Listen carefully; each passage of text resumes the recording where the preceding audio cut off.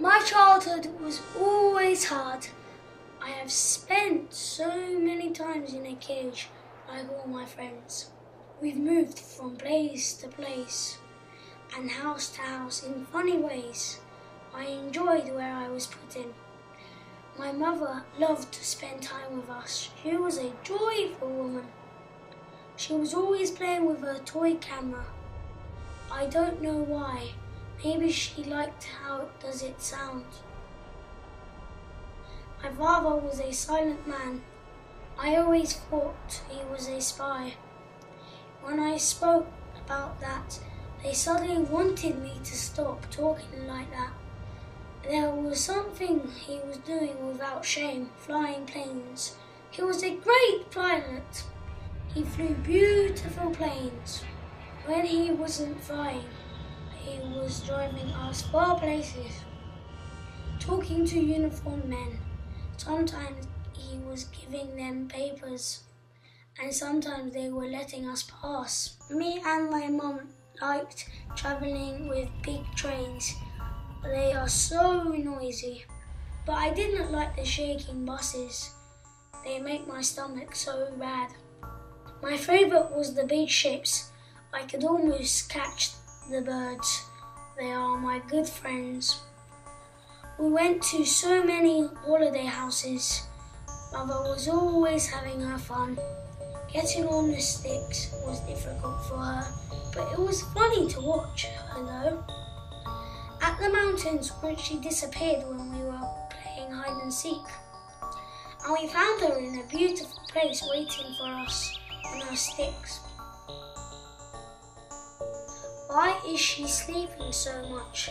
She must like her dreams.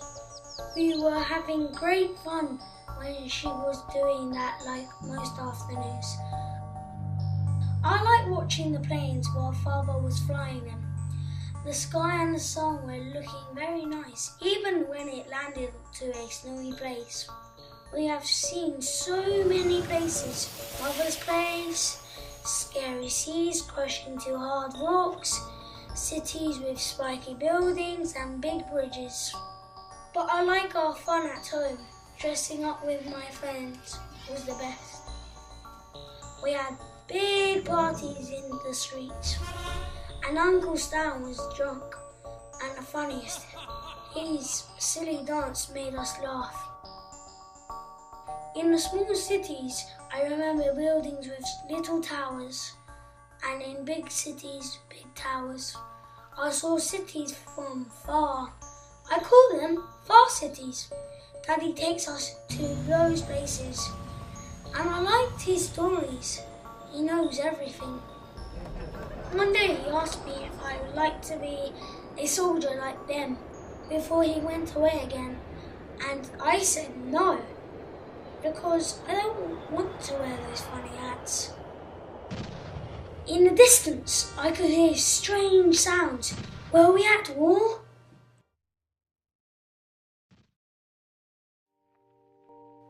He depends on me, doesn't he? Would my little baby have a clue how much I do depend on him? The cold is in the isolation. Him in here, and I out there. I took my child back home often, almost every summer, bonding with family on our trips to Yvelines. Cousins were like brothers, and we made the most of our springs in London, I guess. Summer hardly came anyways. Was I really happy? Maybe at times. But why do I not remember? Recording the time and cutting happy sections for our memories will help to think so. My man, an Englishman, an honest man, so he appeared. But where started I to lose my trust? Who was he? I wondered too often. When he wasn't home, he wasn't on ground. That's all I knew. On board, flying high in life. And me down here, watching him away. The freedom he enjoyed in skies came to halt when passing borders on ground. My right to pass through places, a gift given after him. I do not need to worry or check validity dates anymore. It is taken care of now. Trains to Paris, buses to Berlin, boats crossing Bosphorus from the land of freedom to my Anatolia. I had the urge to move around. It was called holiday, and we were having one. Him watching me in safe. The mountains of Latania, a destination I sought for my escape. In the white I searched. Reaching the deepest forest, I faced my sadness. It had no grounds, no place, no home. Like flowers, it grew everywhere.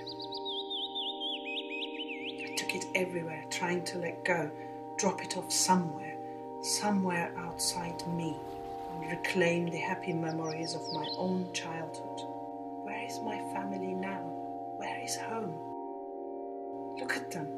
Why could I not just be happy? I could leave and I could come back, but go nowhere. It takes off back to the same place. A vicious circle. The journey repeats, and I could not escape. Nature's force so immense cannot wash it away. Darkness falls and traps it back day in, day out. I am far away.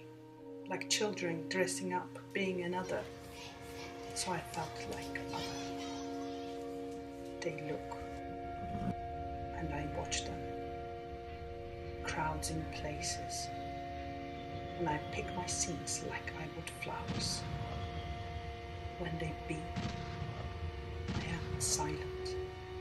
Not told anyone, but I have been scared. He is with me. Can he see what I see? Feel what I feel from this big world? I am so small, on the move to nowhere. I'm not from here. This is not home, and this is not fun.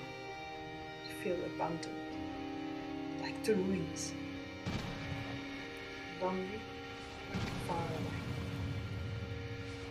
Watching the others, and I searched for the reason. My friend, you're not with me anymore, and how I wished you could have gifted me the joy back.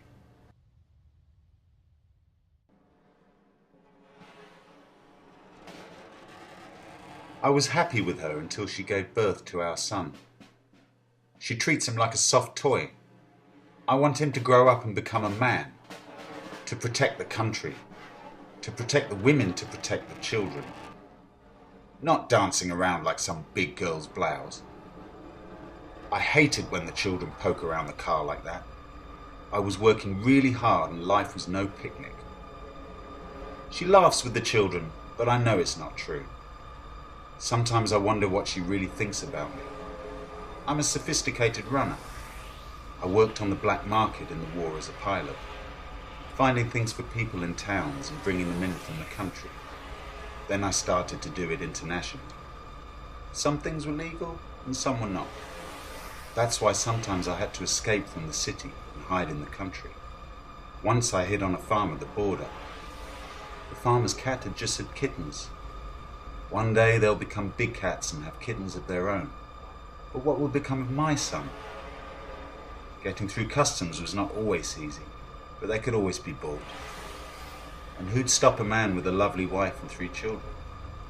It was as if we were always on holiday. But my wife was distant from me. She always found an excuse to be alone. She ran away from me after an argument. They were playing hide and seek. We searched the mountains and we looked everywhere. I think that was the time we came to the end. I felt responsible for her. She dreamt and dreamt of finding her as if dreams could conjure up the missing. I even suspect that she was having an affair. I had a lot of opportunity, but I never took advantage of this freedom. When I was in the Acropolis, wandering around, looking at beautiful girls, I felt an incredible stirring. Then the war started. I asked my boy if he'd like to be a soldier. He said no. Men defending their countries. I continued my work throughout the war. I had a lot of work to do. I met a man for some business. Then I was happy for the information he gave me. He told me to go to Athens to meet another contact, an arms dealer, to get the guns to defend the people from the enemy. I travelled further and further. I almost forgot that I had a family. I was so busy and felt like a fish caught in a net, the same but different, struggling for survival. I went back to the rocks where we had our holidays. I touched the holy book and prayed for peace, for good health, for happiness, for the safety of my family.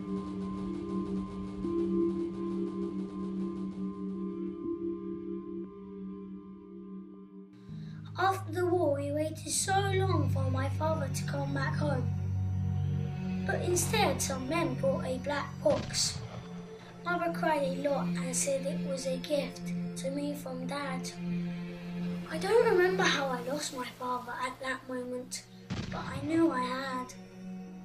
Mum said it's okay if I didn't understand everything, and it'll be fine. I thought things might be easier if I just walked away.